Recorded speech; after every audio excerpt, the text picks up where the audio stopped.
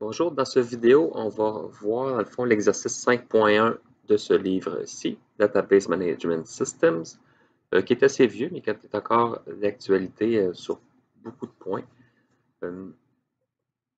C'est possible d'avoir les réponses. En fait, vous cherchez ça ici, Database Management Systems Solutions Manual, troisième édition. Vous allez avoir les réponses, sont offertes gratuitement. C'est seulement les réponses au numéro impair. C'est ce que je vais faire ici. On va aller voir le numéro 5.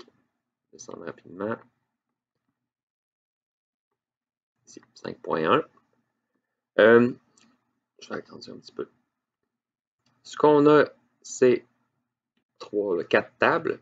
Student pour étudiant, class pour le cours, enrolled pour inscrit et faculty pour faculté. Eux, c'est plus des employés qui ont mis là-dedans. Là. C'est que le nom n'est peut-être pas parfait, mais ça vous donne un petit peu. Et c'est quoi les champs qu'il y a dans chacune des tables. Les questions sont ici. Find the names of all juniors who are enrolled in a class taught by iTeach. Ça trouve tous les juniors, en fait le nom des juniors qui sont inscrits dans une classe qui est enseignée par iTeach. Première chose que je vais aller voir, c'est en fait, on va regarder qu'est-ce qu'on a de besoin. Donc là, ici, j'ai besoin du nom des juniors. OK. All juniors, où est-ce que je pourrais trouver ça? Excuse-moi. Thanks. Ça va être dans cette information-là, parce que le level est ici. Le level est là. Et moi, j'ai besoin du name, S-name. J'ouvre ça ici. On commence par regarder, mais qu'est-ce que j'ai de besoin? Mais je vais avoir besoin de la table que je viens de mentionner. Je vais avoir besoin du S-name. Ça ici. Je commence comme ça. C'est juste ça qu'on veut, en fait. On veut juste qu'il soit affiché le S-name, mais la requête est plus compliquée que ça un petit peu. Fait que là, ce que j'ai de besoin, c'est student. Moi, je les ai toutes importées, ces tables-là. C'est les tables qui sont ici qui s'appellent Leave BD. Il y en a d'autres pour d'autres problèmes. Là. Si je clique sur Student, on a des données. Si je clique sur Enrolled, on a quel étudiant est inscrit à quel cours. Si j'ai Faculty qui est ici, c'est qui les professeurs. Le dernier, c'est classe. Le nom, c'est quoi la date de rencontre, la salle. Fait que j'y vais. Je vais commencer par Student. From Student. Juste ça, mais ça me donnerait tous les noms des étudiants. On s'entend? Là, il va falloir que je fasse quelque chose. Premièrement, je vais mettre un S ici pour pouvoir le réutiliser plus tard. Je vais faire un joint. Parce que mon but, c'est de me rendre, on va aller revoir la question, iTeach. Mais iTeach, ça va être ça ici. OK?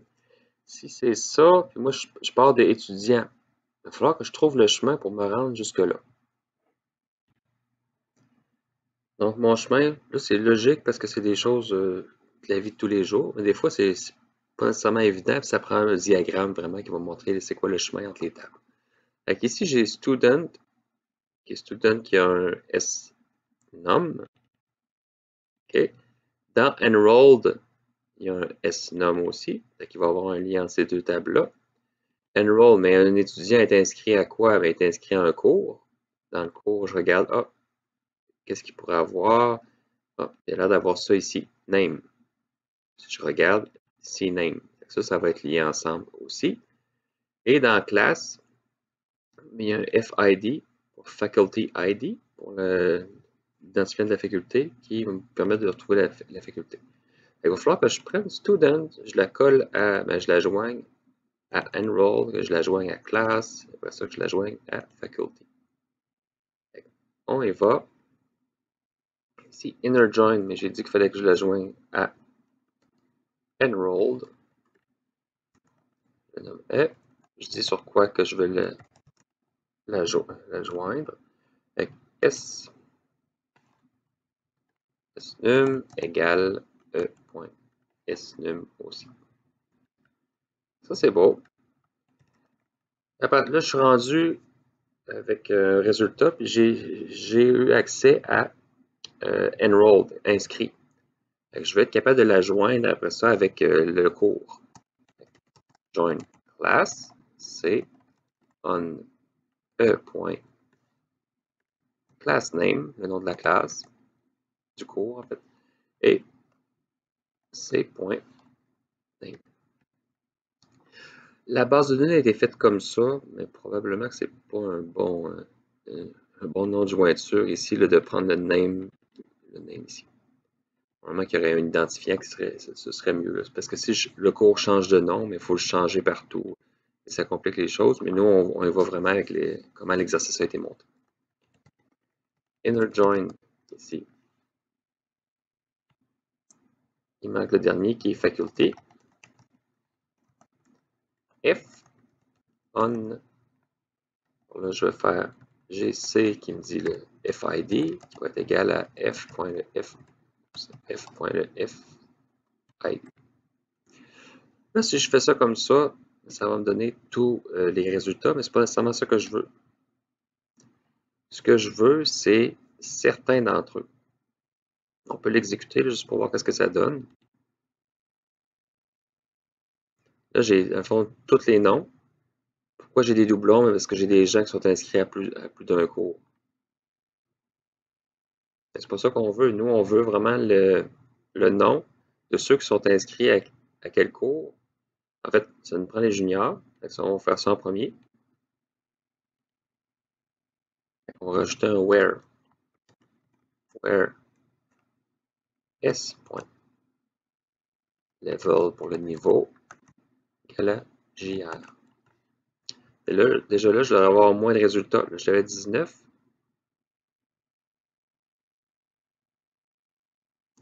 C'est erreur. C'est parce qu'ici, il l'appelle level, mais dans la base de données réelle, ça s'appelle standing ici. Standing. Je vais le changer. Standing. On en a déjà moins. Puis là, maintenant, j'ai juste besoin de ceux qui ont eu un cours avec iTeach. Donc, on va aller voir ici, faculté. iTeach, mais c'est Ivana Teach. Donc, on va aller l'utiliser. Ça va me prendre ici une condition de plus, qui va être un N, parce que je veux que ce soit standing, dans le fond, le niveau de l'étudiant soit junior, et que le cours qui a suivi, il a été suivi par une personne qui s'appelle iTeach.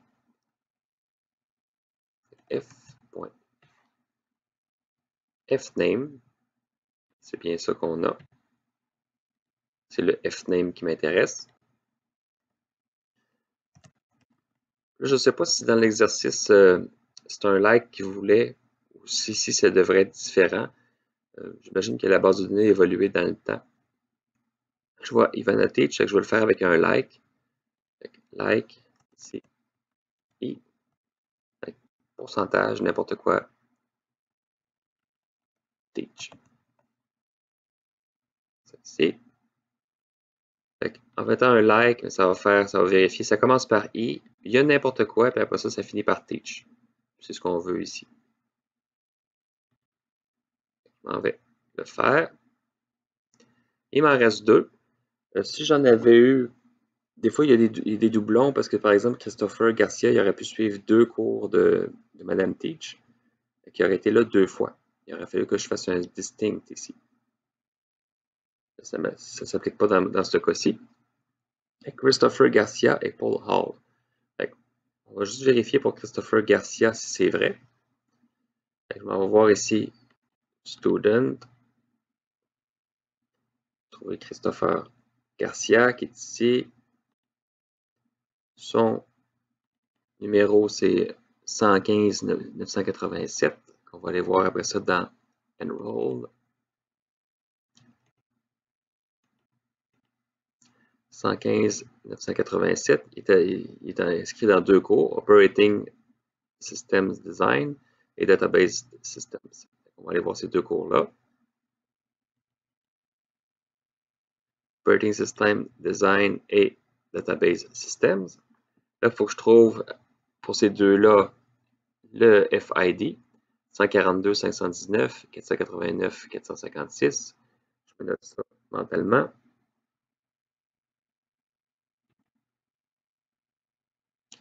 142, 519, effectivement, il y en a un, c'est elle.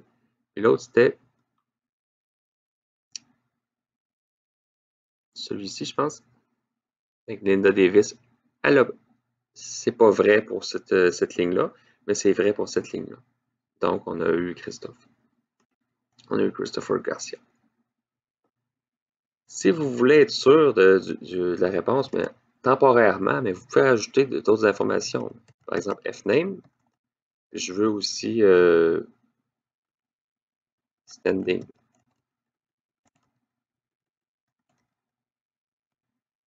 Donc là, normalement, je devrais avoir juste des JR, puis je devrais juste avoir des Ivanovic. Ivanovic, JR, JR. Et là, ça a l'air compliqué parce qu'il y a 3 joints. C'est quand même simple au final, c'est tout le temps la même chose. On peut regarder la réponse du manuel. Si je descends un petit peu plus bas, effectivement, il y avait un distinct qui va éliminer les doublons. Puis au moment où est-ce que le manuel a été écrit, je pense que l'inner join n'était pas nécessairement ajouté à SQL. Dans ce cas-ci, ils ont fait un join différent, là, mais ça revient au même ici. Ils ont pris toutes les tables qui les intéressaient, puis ils ont fait le joint, la jointure à la main. Là, ça fait, les deux fonctionnent. Même cette façon-là de faire fonctionne encore aujourd'hui.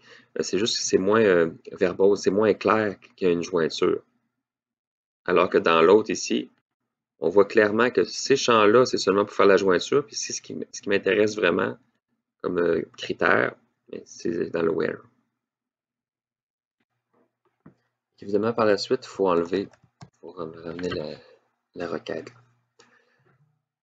Vous avez vu, j'ai validé quand même les données que j'avais, voir si j'avais le bon résultat. C'est pas juste d'avoir un résultat, il faut que ce soit le bon. Je la roule. Comme ça. Numéro 2, on a find the age of the oldest student who is either a history major or enrolled in a course taught by iTeach. Là, on a deux choses. Il va falloir voir c'est quoi le major. Qu'est-ce qu'il est? J'imagine que c'est sur l'étudiant. On va aller voir ici, student. Effectivement, il y a major qui est là. La première chose que je vais faire, c'est que je vais essayer de, pas nécessairement d'avoir celui qui est le plus vieux. C'est ce qu'on veut, là, dans le fond. Quand on parle de oldest, mais il va y avoir une agrégation quelque part.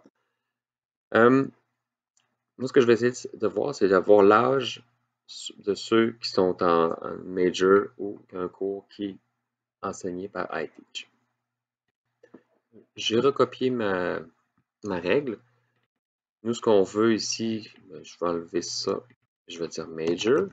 Ça, c'est pas rien de compliqué. Puis on a dit que c'était history. J'écris histoire ici. Je veux l'âge aussi. C'est s.age. Je veux l'âge du plus vieux. Je veux pas nécessairement son nom. Pour l'instant, je vais laisser le nom pour avoir une idée, dans le fond, des résultats. Ici.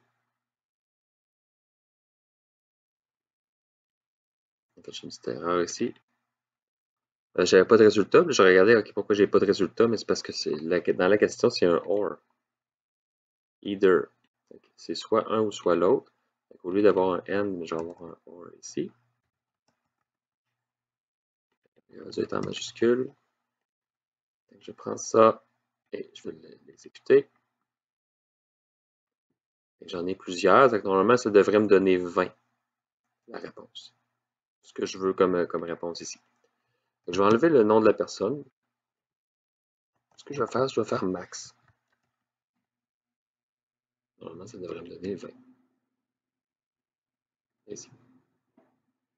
C'est un peu étrange parce que la réponse dans le manuel est beaucoup plus complexe que ça. Si on regarde ici, c'est parce qu'ils ont comme fait ils ont fait leur ou là-dedans.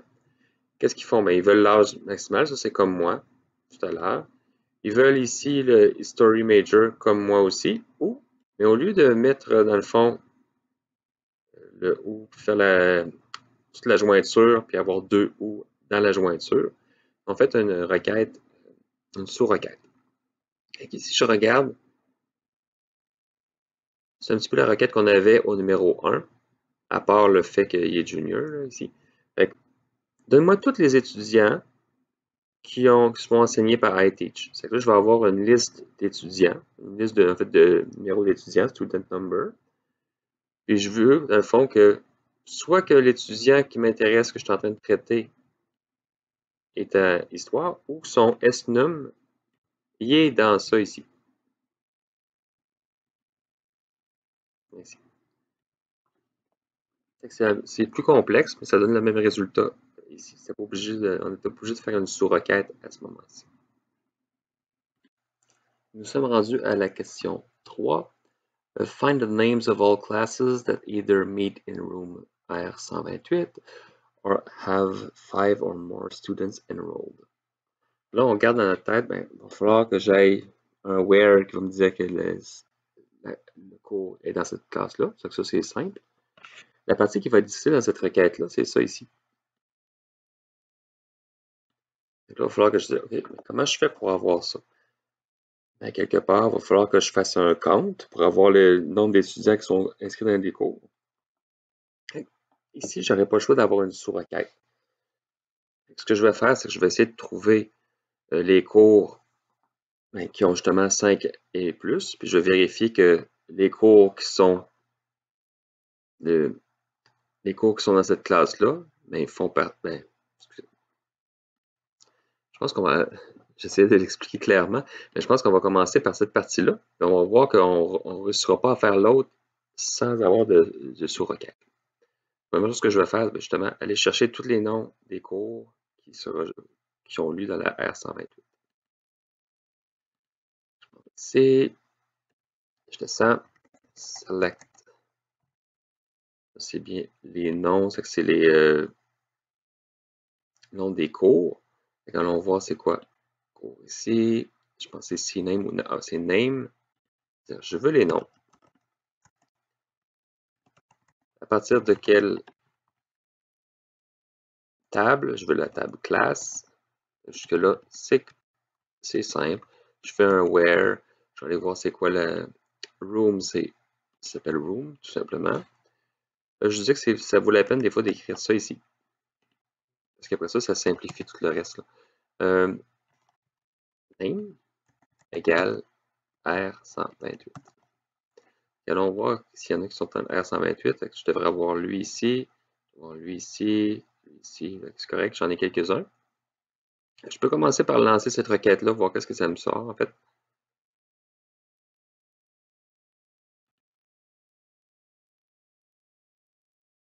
Il n'y en a aucun. Je vais aller voir pourquoi. Bon, je parlais, je n'ai pas écrit la bonne affaire ici. Room, c'est pas le name qui m'intéresse, c'est le room. J'en ai 4. Évidemment, probablement qu'il n'y en aura pas 4 dans le résultat final. Parce que je veux qu'il soit dans ce local-là ou qu'il y ait au moins 5, ben plus que 5 étudiants qui sont inscrits. Fait que là, c'est là que ça va se passer. Je vais faire OR. Mais comment je fais pour dire qu'il y a plus que 5 étudiants dans un cours? Là, j'ai pas accès. Il faut que je fasse une fonction d'agrégation quelque part pour faire un count, pour avoir le nombre d'étudiants. Mais je le mets où? Je fais-tu ça ici? Ça ne fonctionnera pas, ça va juste me compter. En fait, je peux vous montrer qu'est-ce que ça va donner. Ça va donner quelque chose de bidon ici. Et... Oh! C'est bizarre parce qu'ici j'ai un nom, et ici j'ai un count. Ça, c'est une fonction d'agrégation, puis ça n'en est pas une. Et en plus de ça, mais il faudrait que j'aille un groupement quelque part. Je grouperais par quoi? Donc, la solution qu'on va faire, c'est que je vais enlever ça ici. Je vais faire exactement ce qui est écrit dans la question, en fait. Où il y a 5 le 5 or more students enrolled. Là, je vais le faire ici. Je vais ouvrir mon parenthèse or select count. Oups, un petit peu. C'est pas select count. Ça va être select quelque chose. Je vais juste faire étoile pour l'instant. From la classe qui m'intéresse, pas la classe, la table qui m'intéresse, ça va être enrolled. Comme ça ici.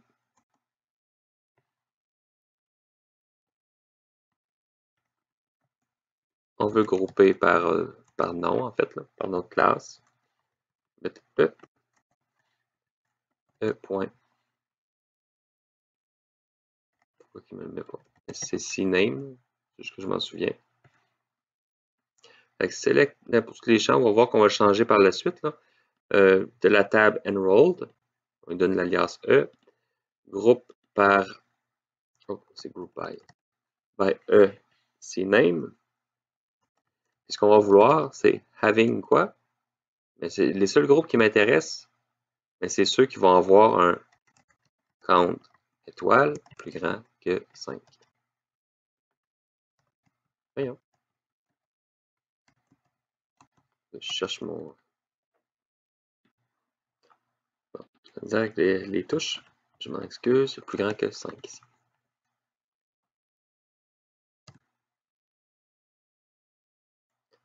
Il y a peut-être un espace qui n'est pas correct.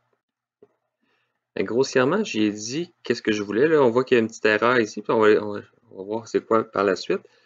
Là, j'ai dit, OK, je veux que la chambre, le numéro ça, ou là, je fais un select de ça, mais ça va toujours donner une liste de classes, en fait. Ça va donner toutes les classes qui sont plus que 5 fois. En fait, qu'il y a plus que 5 étudiants qui sont inscrits dedans. Fait qu'il me manque quelque chose ici, qui va me dire, dans le fond, parce que ça va me retourner une liste. Ce qui va m'intéresser, ça va être quelque chose qui va me permettre de lier le C, le class, à ce qui va ressortir d'ici. Qu'est-ce qu'il y a dans les deux entre enrolled et class? C'est le name. Ici, ça va être .name. Là, okay, qu'est-ce qu'il y a de spécial ce name-là? Mais le name, il va être dans la liste qui est ici.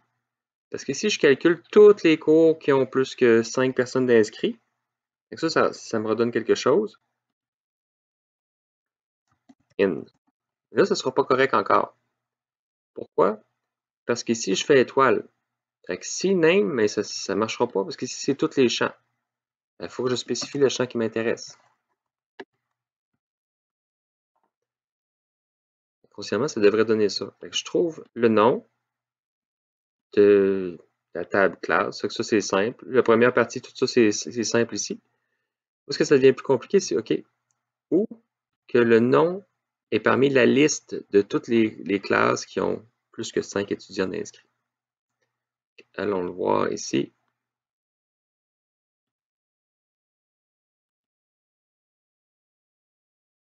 Hop, on voit qu'on en a 5 maintenant. Tout à l'heure, j'avais seulement 4 cours qui étaient listés. Maintenant, j'en ai 5. C'est qu'il y en a un ici. En fait, on peut aller voir c'est lequel facilement. Juste à prendre ça ici. Et l'écrire en haut.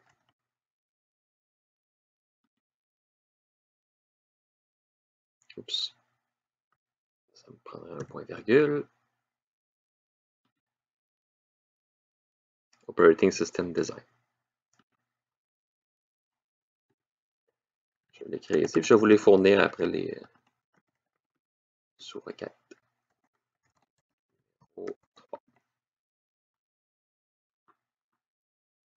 Parfait. Donc là, ça, c'est le numéro 3.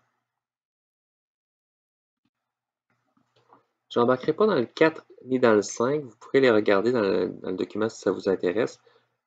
C'est plus compliqué, en fait. Ce ne sera pas de matière au cours. Vous regardez 4 et 5. 4 ici, mais il va falloir joindre la même table sur elle-même. Trouver tous les étudiants qui sont inscrits dans 2 cours qui ont eu au même moment. En fait, parce qu'ils ont un conflit d'horaire, grossièrement. Ici, trouver tous les membres de la faculté qui qui enseignent dans toutes les, tous les cours. En fait, excuse-moi, toutes les classes. Par exemple, nous autres, en informatique, on a le G4823, G4825 et G4809. Disons qu'on a juste ces trois locaux-là. Mais je veux les professeurs qui enseignent dans ces trois locaux-là. Pas ceux qui enseignent dans seulement deux d'entre eux. Vous pourrez regarder, dans le fond, si ça peut vous aider, vous pourrez regarder les diagrammes de veine qu'on avait aussi dans les notes de cours. Là. Ça peut vous aider à savoir qu'est-ce qu'il va falloir faire pour le faire. Mais ce n'est pas important ici. Nous ici, find the names of faculty members for whom the combined enrollment of the courses that they teach is less than 5. Trouve le nom des membres de la faculté pour qui le nombre de cours auxquels ils sont inscrits, les étudiants sont inscrits, c'est moins que 5. En fait, c'est plutôt, trouve-moi les membres de la faculté qui ont moins de 5 inscrits dans leur cours. 5 combinés. La première chose qu'on va aller voir, c'est, je vais descendre ici un petit peu, je vais l'écrire 3. On va faire la partie facile, qui est d'aller chercher, dans le fond, le nom des personnes. Ça va être votre name, je ne me souviens pas exactement. On va voir après. From faculty, F. Je vais faire ici F.name, juste pour voir si c'est bien le mot. Autocomplete ne marche pas ici. Je vais aller chercher ici, c'est Fname. Fname. Là, j'ai la première partie. Après ça, il faut que je trouve, c'est qui est. Il va falloir que je calcule combien il y a d'étudiants inscrits pour chacun de ces professeurs-là. Là, je vais avoir ici. Il faut que ce soit plus petit que 5.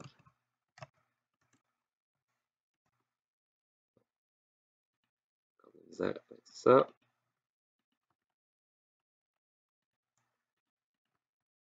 Ouf.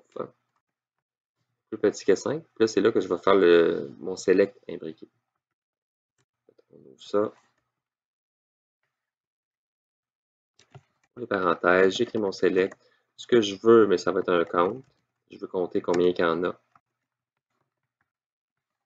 Ici. C'est un petit peu plus propre. Ça. C'est de où? Mais ça va être enrollment. Enrolled, je pense que ça s'appelle. Ouais, enrolled. Where point. Ici. Là, dans le E, il n'y a pas tout ce que je veux. Je pense que c'est dans la classe qu'il va falloir que j'aille voir. Oui, parce que ça va me prendre le FID ici pour faire le lien avec le professeur. Inner join class C. C on point. Name égale C.name. Ici. Là, ce qu'il nous reste à faire, c'est de l'associer à celui que je suis en train de traiter ici. F.fid égale C.fid. Pour chaque ligne, ce qui va être, ça c'est une requête corrélée. Pourquoi c'est une requête corrélée? Mais c'est parce que mon F est à l'intérieur de ma requête ici. Ce qui n'était pas le cas dans le numéro 3. Numéro 3, si on regarde ici, là, il n'y a rien qui a rapport avec le C qui est ici. Cette requête-là, elle vit bien seule. Elle peut exister en dehors. D'ailleurs, je l'ai copiée ici. Alors que celle-ci, je ne peux pas la copier en dehors. Pourquoi? Mais parce qu'elle a besoin de l'information de la requête extérieure. On va essayer de lancer ça.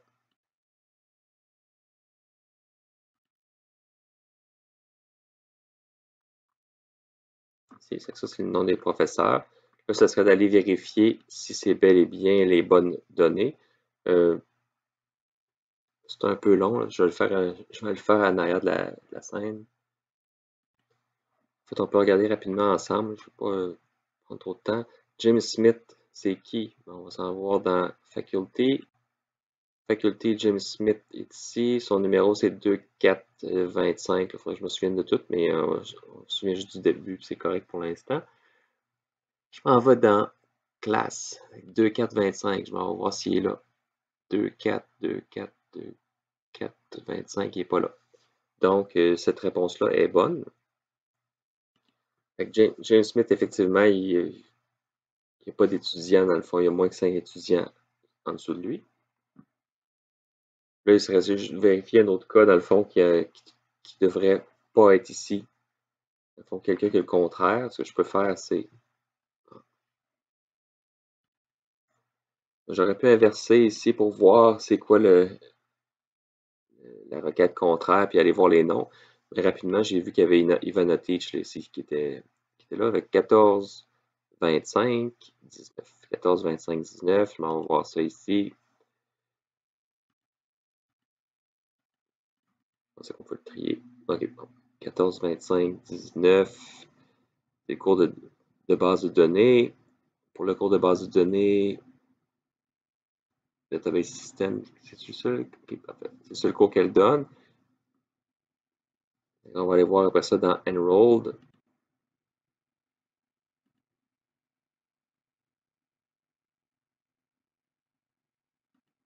C'est un si gros délai que ça.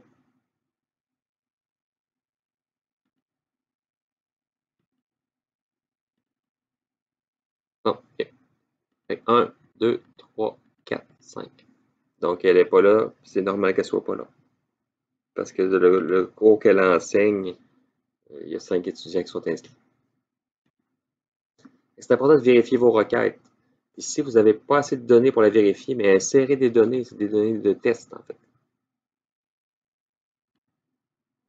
Ça va être tout pour les exemples de sous-requêtes. Vous avez des notes de cours aussi là, que je vous ai fournies, qui ont été faites par Martin Hardy. Ça vaut la peine de les regarder. Vous avez aussi l'exemple CRM dans lequel il y a des exercices qui sont à faire. Je vous ai fourni la solution aussi. C'est important parce que c'est une des choses qu'il faut apprendre dans cette session, c'est les sous-requêtes. Sous-requêtes corrélées, sous-requêtes non corrélées. La seule différence, c'est que la sous-requête qui est non corrélée, elle peut vivre seule. Elle peut être exécutée seule sans la requête parent ou la requête extérieure. Alors que la requête corrélée, mais elle a besoin de la requête extérieure parce qu'il y a une partie qui est associée. Si ça vous intéresse, vous l'avez, l'exercice 5.1, vous pouvez aller vraiment plus en détail. J'imagine que vous êtes vraiment occupé, peut-être que ce sera pour plus tard. C'est des beaux exercices quand même. Là, ici, là, par exemple, le 12, on voit qu'il y a un select qui contient nos selects qui contient nos selects. Il y a vraiment beaucoup d'exercices. Le 5.3 aussi qui est intéressant, qui est similaire aussi. Il y a des tables, 4 tables. Il y a des questions qui sont posées sur ces tables-là. Vous avez le même concept un petit peu ici. Je vous fournis tout ça sur Léa.